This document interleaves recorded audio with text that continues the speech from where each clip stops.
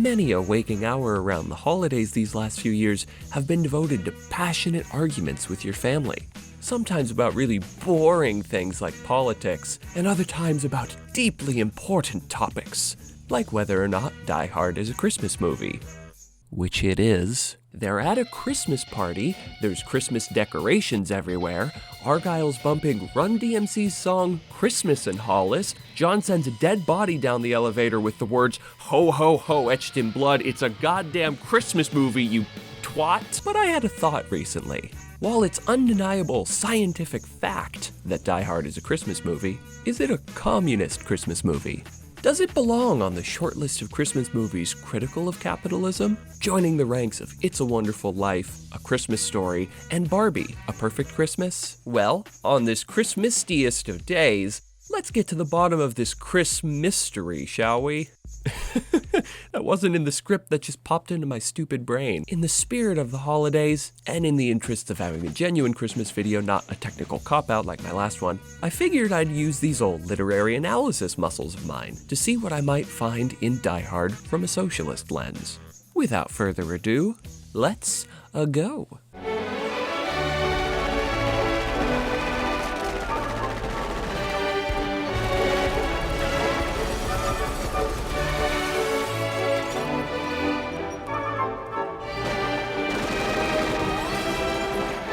The first thing a Marxist lens would get from Die Hard is a critique of the profit motive, mainly of what it drives people to do. One of the many B-plots focuses on a newscaster desperate to get the scoop on what's happening at the Nakatomi Plaza. And what's driving his desperation, you might ask? The market. He has something out for Channel 5, a competitor network, and wants to turn this story into ratings gold so that the channel he works for can get a leg up on its rival. But in pursuit of the juiciest story to get the highest ratings possible, the guy gets low-key depraved. When a huge explosion occurs in the building, rather than be sad or fearful, he gets excited, hoping his camera guy got a shot of the explosion. Tell me you got that. I got it. Hit your heart on Channel 5. His empathy for anyone hurt in the blast is completely gone, and his mind is entirely focused on providing profitable content to his employer. Later, when he's trying to collect more footage, he threatens to deport Holly's houseworker if she doesn't let him into the house. Again, his empathy for what this lady's going through is completely lost, because she stands in the way of his profitable content. Oh, and by the way, the content he's trying to get? He wants to film John and Holly's kids saying, "I miss you," as he explains to them that their parents are being held hostage. What a fucking monster! These aren't choices a person would make if their empathetic side was activated. These moments solidify how severely he's lost touch with his humanity in pursuit of a juicy, profitable bit of content for his bosses. While specifically calling out sensationalist news outlets, the critique in the movie strikes me as more general. That an obsession with profits can, on its own, lead someone to such dehumanizing places, or that such cruel acts are the naturally profitable conclusion. It's telling that one of the final moments of the movie is John decking him on live TV, a clear indictment of his self-interested and unempathetic profiteering. Did you get that? Next, Die Hard has a critique of hierarchies. John's emotional journey is learning to accept and support his wife's career. It's revealed that he initially didn't think she'd be good at her job, and resents her for making a career-oriented choice. Toward the end of the movie, as he fears he won't make it out alive, he owns up to the fact that he should have been more supportive of her. I told her it took me a while to figure out what a jerk I've been. That when things started to pan out for her, I should have been more supportive, and I just should have been behind her more. While this might feel like an obvious thing for him to realize, and you might be saying to yourself, we shouldn't celebrate the bare minimum from men, and while I ultimately agree with that statement, keep in mind that in '88, the nuclear family gender roles of man win bread, woman raise baby were super present. So seeing John McClane, an everyman who we're supposed to relate to, breaking down his own internal, gendered hierarchy about what roles him and his wife are meant to play in their relationship is a big deal, especially for the time. Another point about hierarchies the film levies, Deputy Chief Robinson is unfit for his job. He doesn't seem to know any procedure, and he lacks common sense on what to do. Not only that, he's fickle and easily confused. And I am in charge of this situation. Oh, you're in charge. Well, I got some bad news for you, Dwayne. From up here, it doesn't look like you're in charge of jack shit. Now you listen to me, jerk off. If you're not part of the solution, you're part of the problem. Quit being part of the fucking problem and put the other guy back on. And yet, he holds a position of power. Al's a clear voice of reason, yet he has no power in the system to positively affect change. Because of the top-down organization structure at hand, instead of a democratic or less strictly hierarchical one, Robinson's ill-equipped word is God on the field and leads to unnecessary casualties. The Marxist critique I find here is that if we didn't orient every corner of our society around single people having all the power, and instead made areas of our lives more democratic, needless harm, like that which we see Robinson cause, could be avoided. Gonna need some more FBI guys, I guess. Next, the film has a substantial bit to say against state violence. One of the FBI guys is really excited to get up into a helicopter to start shooting people, gleefully exclaiming that it reminds him of Vietnam. He follows that up by saying he expects to kill at least 25% of the hostages while trying to shoot the bad guys, and that he's more than okay with that number. Not only is this a clear indictment on the kinds of characters that are attracted to positions that allow them to kill without impunity, but it's also an indictment on the boundless impunity given to these officers. If there was any precedent to charge them or hold them in any way accountable for killing civilians, they would approach more carefully, but because there isn't, they don't bother to. However, to go against that point, the film also lionizes state violence a bit. John references getting repeatedly reprimanded for excessive force at the NYPD. There are rules for policemen. Yeah. That's what my captain keeps telling me. It's possibly a joke, but given the wider context of the film, it feels like it's meant to be charming that he's such a badass cop who doesn't follow the rules, which kind of fits this film right in the Dirty Harry realm of idolizing violently unlawful cops. Now you have to ask yourself one question. Do I feel lucky? Also, it wouldn't be a proper Marxist lens without discussing the economic role that cops play. To do so, let's explore the specific things John McClane of the 1980s NYPD might get up to. The late 80s was marked as the start of broken windows policing in New York, a policy that targeted minor infractions as a means of trying to deter crime. The idea, as the name implies, is that a broken window on Tuesday could be a sign of a worse crime on Saturday. But if you jail the person for the broken window on Tuesday, you could prevent the crime on Saturday. The policy didn't deter crime that much, but what it did do is intensely criminalize infractions of poverty.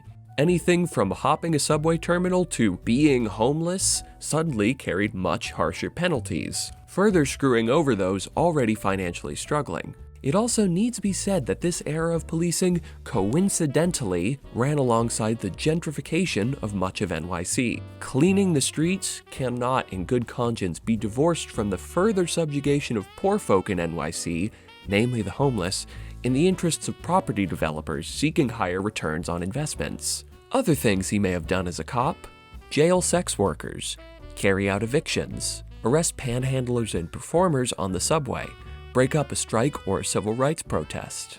While certainly not everything he did on the job, a chunk of the tasks placed on him would have involved, in some way or another, hurting poor or working class people. All these roles of the NYPD being considered, that puts McClane in a weird spot. He's coded as an everyman, a relatable man of the people, with an accent that suggests he reigns from a working class part of the area. Yet, in his workplace, he likely aided in subjugating the working class of NYC, acts that directly harm the very same common man he's coded to represent. The Marxist lens would at this point posit that McClane, as a character, exists in a bit of a conflicted space, meant to be a man of the people, yet he goes to work and at times directly screws over the working class, which contradicts his everyman status a little bit. For some, this might be the place where a holistic reading of Die Hard as a communist movie falls apart, but I feel there's more to discuss, so I'll continue. Next, there's a great set of moments that says a lot with a little. When John gets off the plane, he's greeted, unexpectedly, by a limo driver. He's never been in one, and the dynamic seems to throw him off a bit, so he sits up front. While a benign choice at first glance, it has a lot of rebellious implications. First, it's an act that raises a middle finger to the implicit class divide of the limo. that the rich sit in the back doing their own thing, and the drivers are there to just carry out their bidding. Being the down-to-earth guy that he is, John isn't interested in that divide, the act of subverting it being so odd that Argyle can't help but comment. But at the same time, it's a reassuring act, one that leaves both the men with a firm connection. And that's likely because John's also resisting one of the many ways we're alienated from each other in society. The taxicab and the limo alienate folks via a physical divide. But John isn't interested in these alienating norms. He's into genuine human connections. Might feel kind of silly for me to be hyping this up that much, but it really does feel like kind of a rebellious moment for him. You're all right, Argyle. Just remember that when you sign for the tip. Next, materialism is portrayed as a bad trait. Movies have product placement, that's nothing new. But I feel like it's usually either a visual background element or explicitly displayed and used on screen. My reward is dinner and dancing at Pizza Hut? I mean, hey, I like a big fat piece of pizza, but come on! Whereas the products in Die Hard are often name-dropped, but not shown. Which struck me as an odd choice, but after sitting with the movie for a bit, I find it analytically juicy. By having the products exist in name only, it reveals how much the value of these products are just about the ability to name drop them.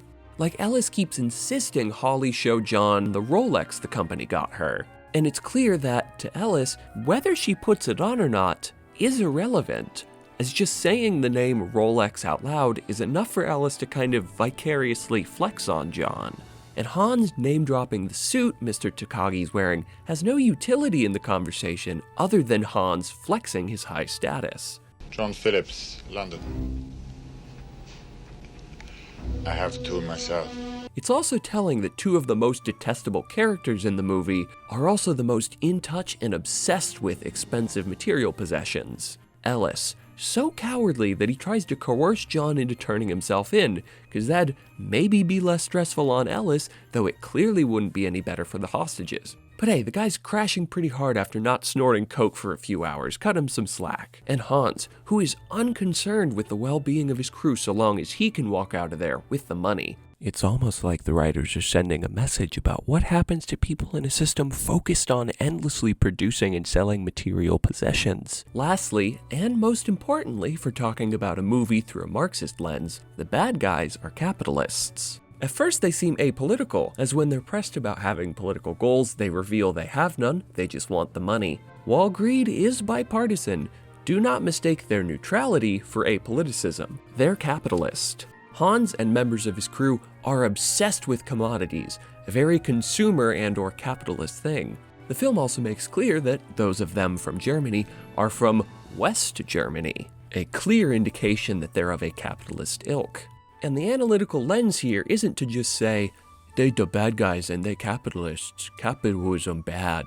Rather, that capitalism makes their crime possible and encourages materialism, no matter how you can get your hands on it. For one, the fact that Reaganomics funneled money into fewer and fewer hands means that these robbers could target a single company and make fucking bank, a thing that wouldn't be possible under a more equitable system.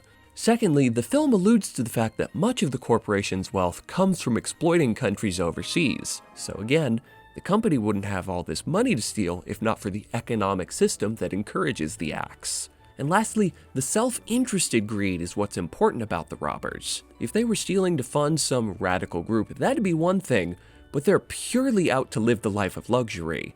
For this reason, I think it's fair to view John McClane as a hero of the everyman, fighting back against these materialistic, profit-hungry capitalists. And it's not at all subtle. John's coding is down-to-earth and Hans's coding as a materialistic, bourgeois criminal are pretty in your face.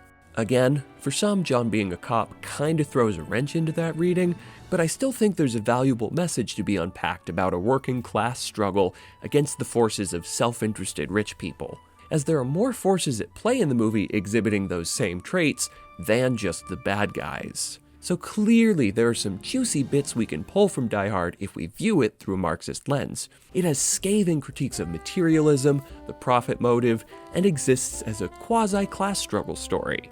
But the ultimate question I know you're all clamoring to hear my answer to: is Die Hard in its totality a communist Christmas movie? After intense and careful deliberation with a panel of experts, we came to the conclusion that it's Not really a communist movie, no.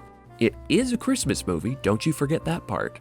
But its total presentation isn't terribly consistent with its critiques. It has scraps of criticisms to be levied, and those bits are well executed and poignant, but I don't think it holds up as a coherent anti-capitalist movie the way that It's a Wonderful Life or A Christmas Story do. Oh, and it can't even dream of holding a candle to Barbie: A Perfect Christmas, the most radicalized film ever conceived. I do, however, for one final bit of analysis, think Die Hard is a good case study in the ways mainstream American media rails against the ideas its own systems perpetuate. We're a profit motive-driven country. Our economy depends on materialism, the constant purchasing of stuff, often useless symbolic stuff. Yet when Americans make fiction, we can't help but make the materialists and folks obsessed with profits the bad guys. Like greedy businessmen will populate the villain role in many an American film, yet folks will turn around and in their day-to-day lives defend to the death people with $100 billion, completely ignoring the fact that those exact business people got that money through the same practices they villainize characters for in movies. Interesting contradiction, that. Also, before you drop any comments, I'm sure some fancy writer has made that observation more broadly and more succinctly. Please don't make fun of me, I hate reading, okay? Anyway, thanks for watching. If you enjoyed the video, be sure to toss me one of them likes and subscribe down below. Make sure to click that little bell so you can know the exact nanosecond I drop a new video. Shout out to all my lovely, smart, and sexy patrons, like those whose names are currently on screen. They help keep this content train a-rolling, so if you like what you see, feel free to join us on Patreon. And lastly, thank you to everyone who's tuned into a video of mine at some point this year. I can't begin to describe how happy I am to have supportive folks tuning in weekly who seem to enjoy my weird ramblings for some reason. From my day one homies to those who came here from the eyeball zone, I endlessly appreciate each and every one of you. So with that, happy holidays, happy new year, make love not war, be gay, do crime, and I'll see you next time.